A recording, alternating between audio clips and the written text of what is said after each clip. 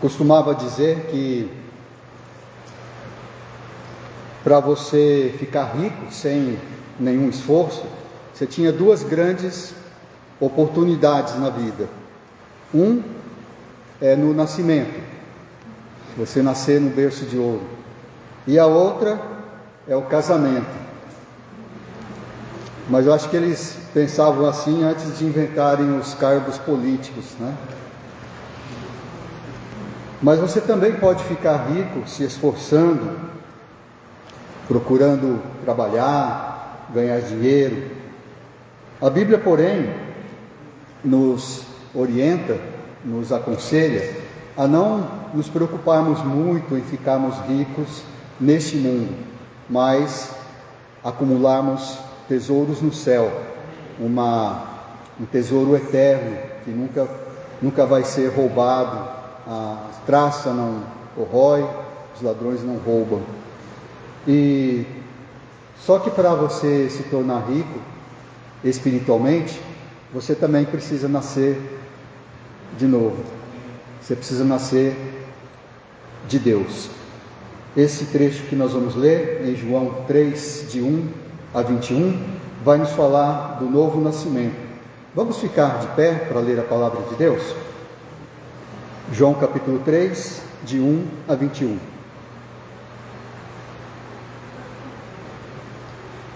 Havia entre os fariseus um homem chamado Nicodemos, um dos principais dos judeus. Este, de noite, foi ter com Jesus e lhe disse: Rabi, sabemos que és mestre vindo da parte de Deus, porque ninguém pode fazer esses sinais que tu fazes se Deus não estiver com ele. A isto respondeu Jesus: em verdade te digo, que se alguém não nascer de novo, não pode ver o reino de Deus. Perguntou-lhe Nicodemos: como pode um homem nascer sendo velho? Pode, porventura, voltar ao ventre materno e nascer segunda vez? Respondeu Jesus: em verdade te digo, quem não nascer da água e do Espírito não pode entrar no reino de Deus. O que é nascido da carne é carne, o que é nascido do Espírito é Espírito. Não te admires de eu te dizer: importa-vos nascer de novo. O vento sopra onde quer, ouves a sua voz, mas não sabes de onde vem, nem para onde vai. Assim é todo o que é nascido do Espírito. Então lhe perguntou Nicodemos: como pode suceder isto? Acudiu Jesus: tu és mestre em Israel e não compreendes estas coisas? Em verdade te digo que nós dizemos o que sabemos e testificamos o que temos visto. Contudo, não aceitais o nosso testemunho. Se tratando de coisas terrenas não me credes, como crereis se vos falar das celestiais? Ora, ninguém subiu ao céu, senão aquele que de lá desceu, a saber, o Filho do homem, que está no céu. E do modo por que Moisés levantou a serpente no deserto, assim importa que o Filho do homem seja levantado, para que todo que nele crê tenha a vida eterna. Porque Deus amou o mundo de tal maneira que deu o seu Filho unigênito, para que todo que nele crê não pereça, mas tenha a vida eterna. Porquanto Deus enviou o seu Filho ao mundo, não para que julgasse o mundo, mas para que o mundo fosse salvo por ele. Quem nele crê não é julgado, o que não crê já está julgado, porquanto não crê no nome do unigênito Filho de Deus. O julgamento é este, que a luz veio ao mundo, e os homens amaram mais as trevas do que a luz, porque as suas obras eram más. Pois todo aquele que pratica o mal aborrece a luz e não se chega para a luz, a fim de não serem arguidas as suas obras. Quem pratica a verdade aproxima-se da luz, a fim de que as suas obras sejam manifestas, porque feitas em Deus. Vamos orar? Senhor nosso Deus, te agradecemos por podermos ler e meditar na Tua Palavra. Agradecemos, Senhor, pelo amor que o Senhor tem para conosco, porque o Senhor nos criou para termos comunhão contigo, o Senhor nos salvou por meio de nosso Senhor Jesus Cristo, que morreu na cruz por nós e ressuscitou. O Senhor nos dá uma nova oportunidade, um novo nascimento, para nos tornarmos novas criaturas. Obrigado, Senhor, porque Tu nos aproximaste de maneira tão maravilhosa, que nós possamos andar contigo, que o Senhor abençoe esse tempo de meditarmos na Tua Palavra, que o Teu Espírito fale em nossos corações, para que sejamos mais agradáveis ao Senhor, para que possamos honrar o Senhor eternamente. Em nome do Senhor Jesus, amém. Podeis assentar?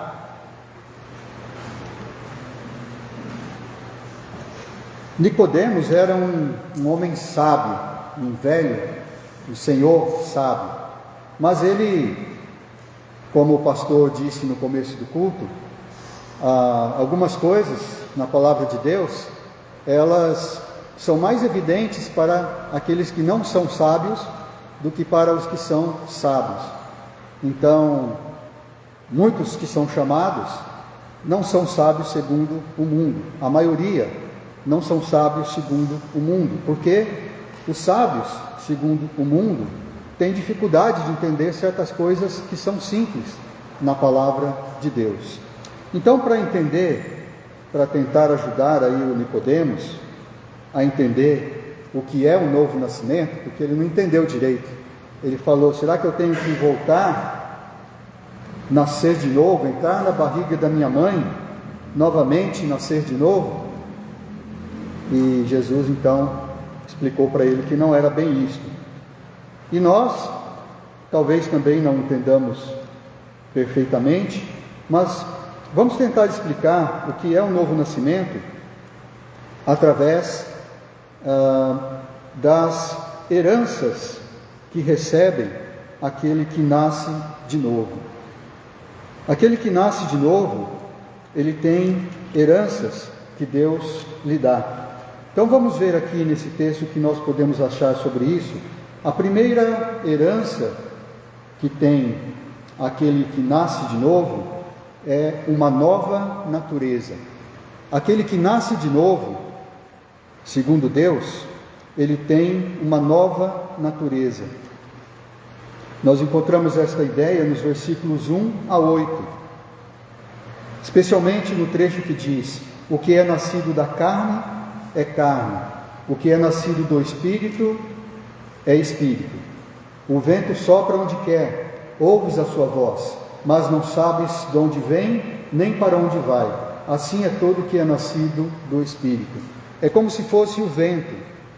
O Espírito, na verdade, esse nome Espírito, ele vem da palavra vento, pneuma no grego.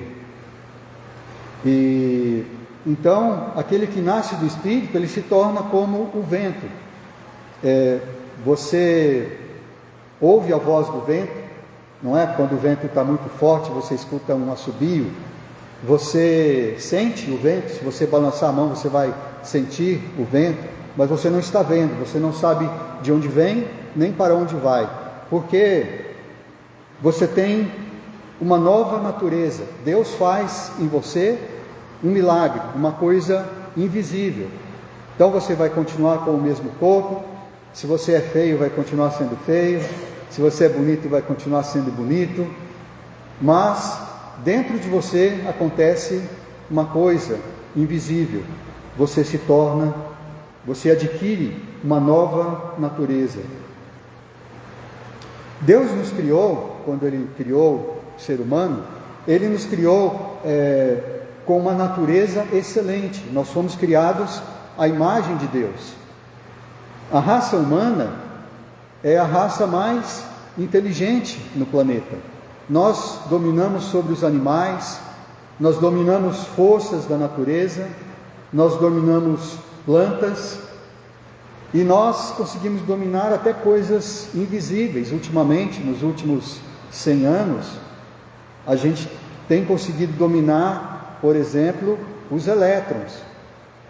Os elétrons a gente não vê, mas é uma força muito poderosa da natureza.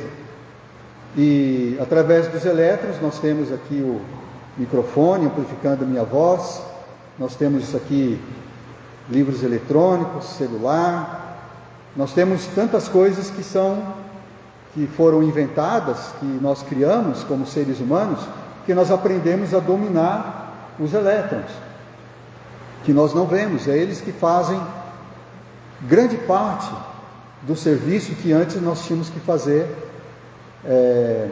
de maneira física. Antes, se você queria mandar um recado para alguém, você tinha que andar até lá. Agora você manda uma mensagem.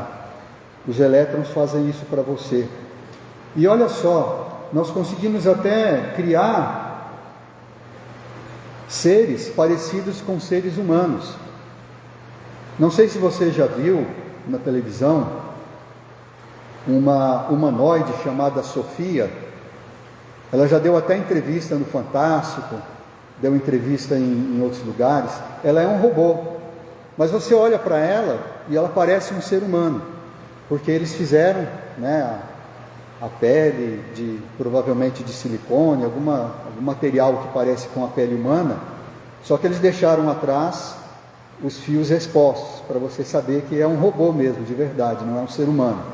Então ela se veste com roupas humanas, ela dá entrevistas, ela consegue responder algumas perguntas de maneira muito inteligente. É o que nós chamamos hoje de inteligência artificial. Numa das entrevistas que a Sofia deu para um canal da BBC de Londres, ela disse que ela tinha a vontade de se tornar mãe, de ter filhos, de ter uma família. Perguntaram para ela: o que você gostaria de ter como os humanos? Você não é humana e você se parece muito um ser humano. O que você gostaria de ser, de ter, que os humanos têm e você não tem? Ela disse: eu gostaria de ser mãe, de criar filhos e de ter uma família. Só que para ela conseguir isso, ela teria que se transformar em uma nova criatura, porque como robô não dá. Ela não poderia ter filhos naturalmente, porque ela não é um ser humano. Só os humanos e outros animais conseguem isso. Então eu pessoalmente acredito que ela nunca vai realizar esse desejo. Mas Deus nos dá o poder de nós nos tornarmos uma nova criatura. Nós podemos nos transformar numa nova criatura. 2 Coríntios 5,17 nos diz: e assim, se alguém está em Cristo, é nova criatura. As coisas antigas já passaram, eis que se fizeram novas. Muitos eu sei que já decoraram esse versículo, e a gente também canta até uma música que diz essas palavras. E às vezes a gente não para pensar. Quando nós aceitamos a Cristo, quando nós nascemos de novo, nós nos tornamos uma nova criatura. Nós parecemos um ser humano normal. Nós andamos neste mundo normalmente, do mesmo jeito que nós nascemos. Nós vamos crescer, vamos morrer, se Cristo não voltar antes, mas nós somos, por dentro, espiritualmente, uma nova criatura. E nós somos capazes de fazer coisas que os seres humanos comuns não podem. Porque Deus nos deu esse poder. João 1,12 também, eu sei que muitos decoraram. Mas a todos quantos o receberam, deu-lhes o poder de serem feitos filhos de Deus, a saber, aos que creem no seu nome. Então, Deus dá um poder de você se tornar um filho de Deus, quando crê em Jesus. Então, esta é uma herança que nós recebemos com o novo nascimento, uma nova natureza. A segunda herança que nós podemos destacar aqui, nos versículos 9 a 15, é uma nova perspectiva. Nós herdamos com o novo nascimento uma nova perspectiva. nós temos uma nova maneira de enxergar a vida.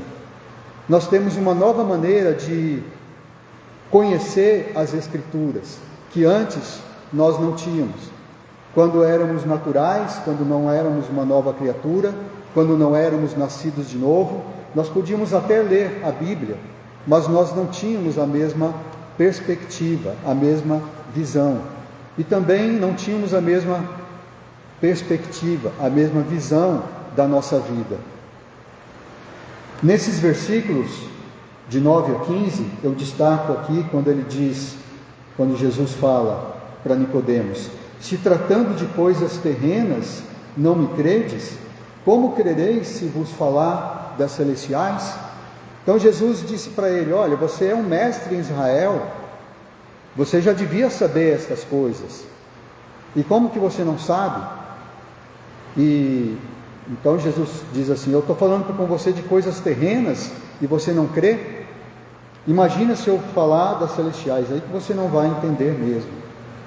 Então ele precisava olhar as Escrituras, olhar a sua vida com uma nova perspectiva, e isso só era possível nascendo de novo, como Jesus disse para ele nas primeiras palavras que Jesus disse a ele: você não pode entrar, quem não nascer de novo não pode ver o reino de Deus. Quem não nascer de novo não pode entrar no reino de Deus. Quando a gente comprou um carro, o Tigo, né, o pretão, a gente chamava ele de Tigrão, né? Era um carro bem alto, a gente parecia rico, né, andando por aí com aquele carro pretão, janela tudo preta, né? E quando a gente comprou, a gente ficou muito feliz, né? A gente ficou feliz duas vezes, né? Uma vez quando a gente comprou e uma vez quando a gente vendeu. Ele dava muitos problemas, mas bem no começo a gente estava feliz por ter adquirido. A gente foi dar uma volta em família, então levamos o Samuel, a Mari, a Liz Rebeca, eles só tinham a Liz Rebeca ainda, e nós fomos passear, né? Levamos eles para tomar um lanche. Aí nós passando ali perto da casa deles, naquela avenida perto ali do condomínio onde eles moravam, a Liz Rebeca notou que no meio da avenida tinha um barranco, né? um vale muito profundo ali, era aquele buraco fundo, e passava um córrego ali, e, né, cheio de árvores e tudo. Ela olhou: olha que legal, né? Que tem um buraco grande, é fundo ali, não é? E só que ela passava ali todos os dias, né? Todos os dias eles passavam ali, porque era próximo da casa deles. Quando eles iam na cidade, voltavam, passavam, corriam na igreja, voltavam, né? Mas ela nunca tinha percebido. Ela só percebeu quando nós passamos lá com um carro mais alto, né? Porque o Tigo era mais alto, ela estava na cadeirinha, então ela pôde ver ali, e a gente achou engraçado isso. Falou: puxa, né? Esse carro é alto mesmo, né? E tudo. Então ela tinha uma nova perspectiva, uma nova visão que antes ela não tinha. Isso acontece conosco espiritualmente quando nós nascemos de novo, quando nós aceitamos a Cristo. Nós passamos a ter uma nova perspectiva, como nós cantamos aqui agora há pouco. Deus nos faz andar em lugares altos, acima dos problemas, acima das tribulações, acima das minhas dores, acima de todas as coisas, porque Deus nos faz andar em lugares altos. Ele nos dá uma nova perspectiva. Jesus também nos exorta a termos essa perspectiva. Quando nós lemos as Escrituras, nós podemos ter essa visão diferente das Escrituras, esta nova visão. Paulo falou para os coríntios a respeito dos seus patrícios, os judeus, lá em 2 Coríntios 3, de 15 a 16, segundo as palavras dele, que até hoje, até aquele tempo em que ele disse isso, quando é lido Moisés, ou seja, quando é lido as Escrituras, o Antigo Testamento, o véu está posto sobre o coração deles. Quando, porém, algum deles se converte ao Senhor, o véu se lhe é retirado.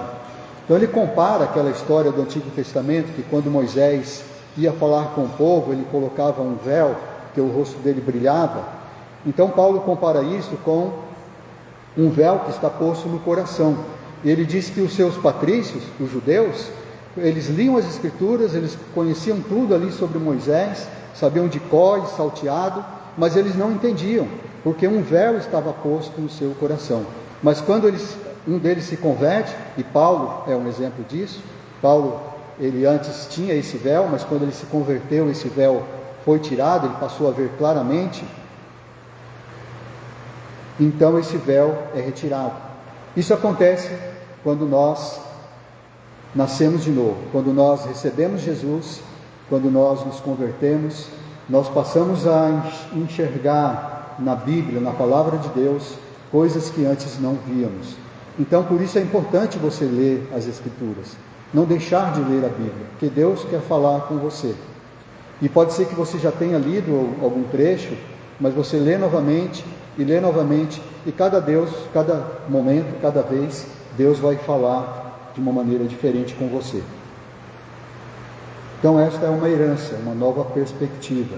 Uma terceira herança que nós temos, através do novo nascimento, é uma nova posição diante de Deus.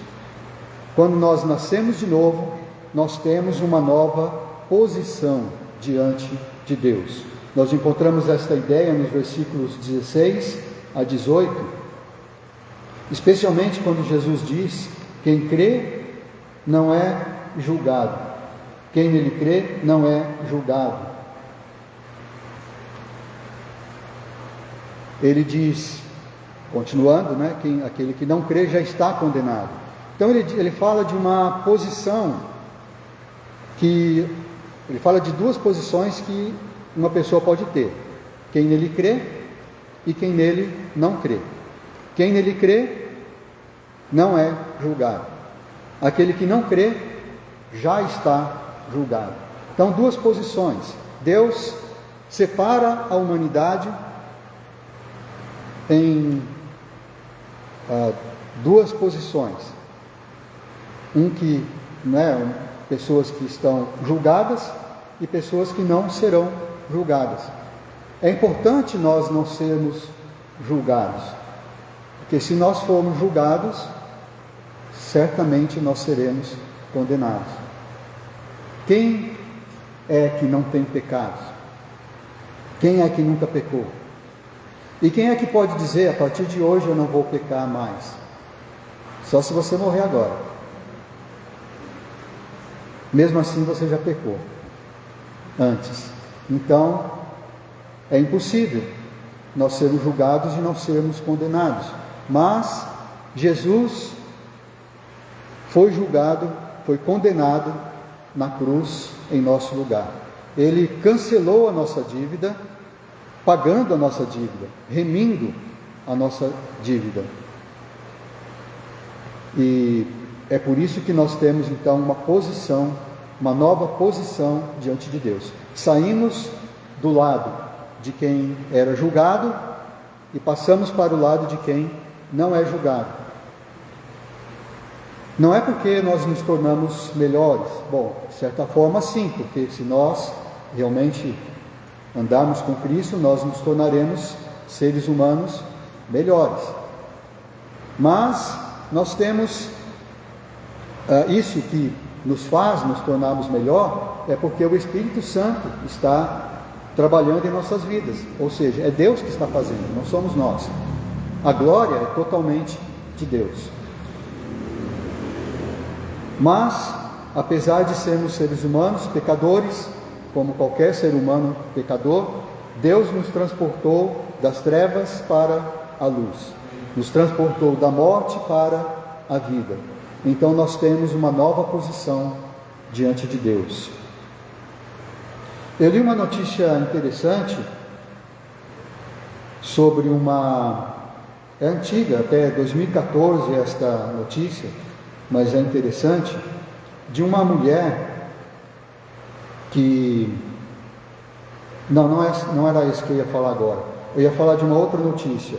essa foi recentemente, foi esta semana, de uma coisa que aconteceu numa escola lá em Recife, foi até agora, nessa sexta-feira, não sei se os irmãos ouviram falar, uma coisa incrível, uma turma de estudantes, 26 estudantes, passaram mal à tarde, estavam na escola, passaram mal lá pelas 15 e pouco, quase 16 horas, e 26 alunos começaram a sentir ansiedade, começaram a sentir tremor, crise de choro, e muitos deitaram no chão, ninguém sabia o que estava acontecendo, todo mundo ficou assustado. Imagina uma classe, 26 alunos, praticamente toda a classe começou a sentir essas coisas, e essa crise de choro, jogando-se no chão, tremor. Então logo chamaram o SAMU, levaram os estudantes lá para o pronto atendimento, e lá eles chegaram à conclusão de que eles estavam tendo uma crise de ansiedade coletiva. Olha só, que coisa incrível. É difícil acreditar numa coisa dessa, não é verdade? Uma crise de ansiedade coletiva. Aí eles entrevistaram uma psicóloga e ela disse que isso aí provavelmente, segundo ela, está relacionado com a pandemia. Por quê? Porque, segundo o que ela disse, um dos gatilhos que pode ter acontecido, desenvolvido isso, é porque os alunos ficaram quase 2 anos só estudando online, fazendo provas online, estudando em casa, e de repente voltaram às aulas presenciais e voltaram com uma grande cobrança, aquela cobrança que eles tinham antes. Então eles voltaram com essa cobrança de eles se desenvolverem, especialmente quando a escola procura mostrar serviço, quer que os alunos vão bem na prova do ENAD, então eles forçam um pouco a barra e tem aquele estresse. E segundo ela, então, uma explicação para isso, uma possível explicação, é por causa desse estresse, dessa cobrança. Mas ainda eu tenho minhas dúvidas, né? Dizem que eles comeram alguma coisa ali também, entre as 15 e as 15h30, então só se a comida pôde fazer isso, não sei, né? Também é meio estranho. Mas o fato é que está lá a notícia. Mas nós sabemos que individualmente isso é bem possível.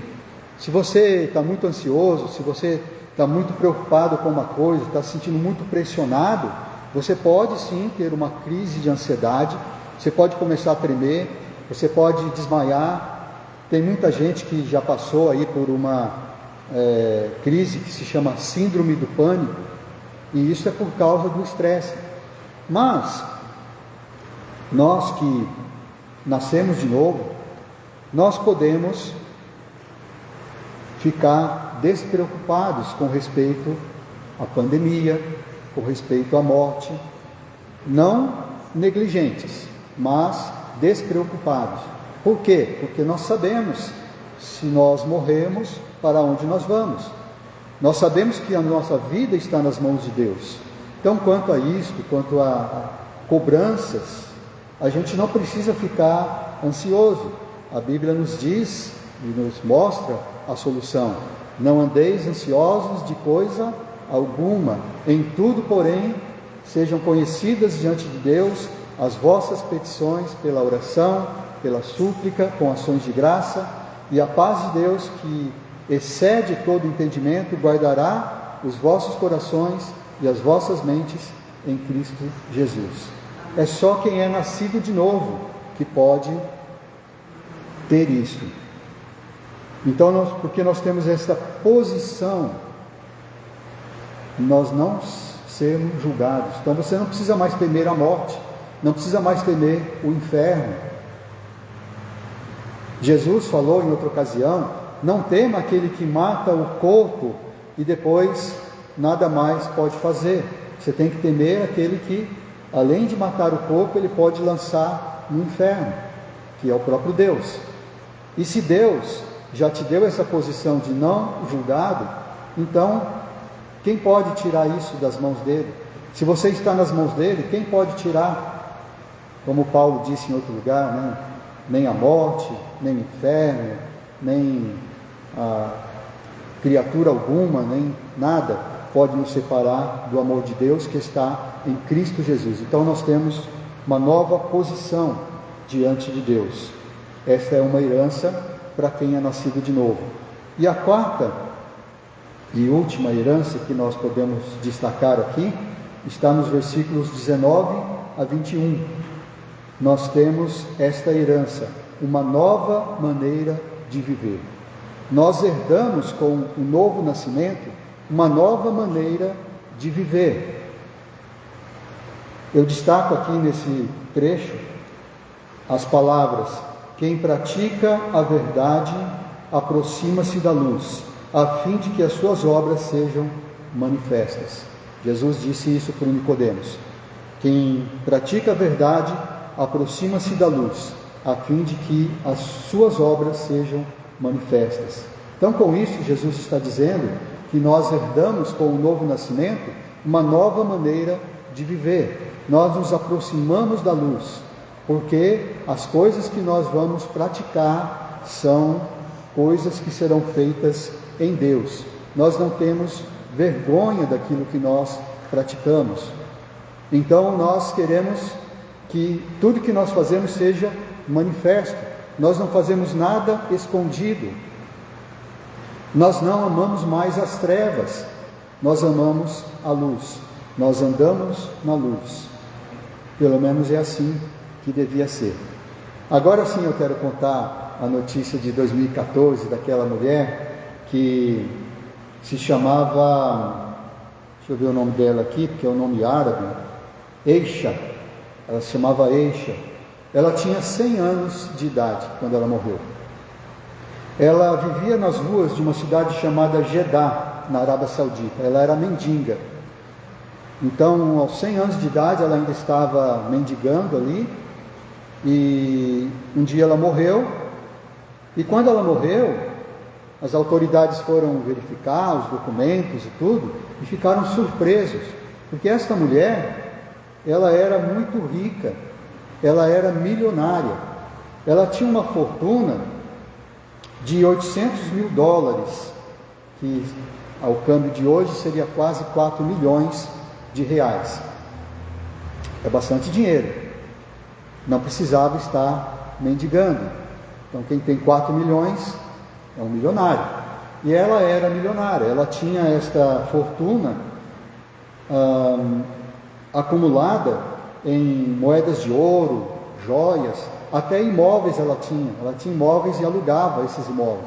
Só que ela mesma não administrava isso, ela tinha um amigo de infância que administrava isso para ela. E esse amigo falava para ela: olha, você já pode parar de mendigar, você já tem muito dinheiro, não precisa mais mendigar. Mas ela não queria, ela queria continuar mendigando, porque ela dizia: eu estou me preparando para tempos difíceis. Imagina, né? Aos 100 anos, estava se preparando para tempos difíceis. Eu espero que ela tenha sido convertida, apesar de fazer uma coisa errada, né? De mendigar, sendo que ela não precisava. Mas se ela não era crente, então os tempos difíceis já estão vindo e ela não pode fazer mais nada agora, né? Deus tenha misericórdia. Mas ela era rica, ela era milionária, mas ela não andava como uma pessoa milionária. Ela não andava conforme as suas posses que ela tinha. Ela poderia estar andando de carro, ela poderia estar no conforto da sua casa, ela tinha muito dinheiro para enfrentar qualquer tempo difícil, e ela então podia viver assim, mas ela não andava conforme ela podia andar. Então ela já foi pobre, ela começou a mendigar junto com a sua mãe, as suas irmãs, sua irmã, aí a sua mãe e a sua irmã morreram, mas ela continuou mendigando. Ela recebia muito, as pessoas ficavam comovidas, especialmente quando tinha aqueles feriados religiosos dos muçulmanos, então eles passavam ali, doavam muitas coisas, é assim que ela enriqueceu. Então ela já poderia começar a andar de maneira diferente. Então, irmãos, espiritualmente, Nós que nascemos de novo, nós não precisamos mais andar como nós andávamos antigamente, antes de termos a Cristo. Agora nós temos uma nova maneira de viver. Nós herdamos com o novo nascimento uma nova maneira de viver. Então, se nós estamos em Cristo, temos que andar com Cristo. Nós não devemos andar mais como nós andávamos. Em Romanos 6, de 11 a 13, Paulo, ao falar não menciona o novo nascimento, mas ele está falando ali da mesma coisa, de outra maneira. Ele fala que aquele que é salvo, ele é salvo pela graça de Deus, pela justiça de Deus, e que isso não é dele, que ele já está, a sua salvação já está garantida. Então ele diz ali, nesse Romanos capítulo 6, ele diz: então, porque nós temos isso, essa garantia de salvação, nós vamos então andar no pecado? Porque Deus teve misericórdia de nós, porque Deus nos deu a sua graça, como nós cantamos aqui, a sua graça é maior do que o nosso pecado. Então nós vamos andar no pecado para que a graça de Deus se torne maior? De maneira nenhuma. Como nós podemos continuar andando no pecado se nós já morremos pelo pecado? E é nesse mesmo capítulo, um pouco mais adiante, que ele diz aquele versículo que muitos de nós também decoramos: porque o salário do pecado é a morte, mas o dom gratuito de Deus é a vida eterna em Cristo Jesus, nosso Senhor. Então, como nós podemos continuar andando em pecado se nós já morremos para o pecado em Cristo Jesus? Então, quando nós nascemos de novo, significa que nós morremos para a vida velha. Nós nos tornamos uma nova criatura. Então, nós temos uma nova natureza, uma nova perspectiva, uma nova posição diante de Deus. E nós temos então também uma nova maneira de viver.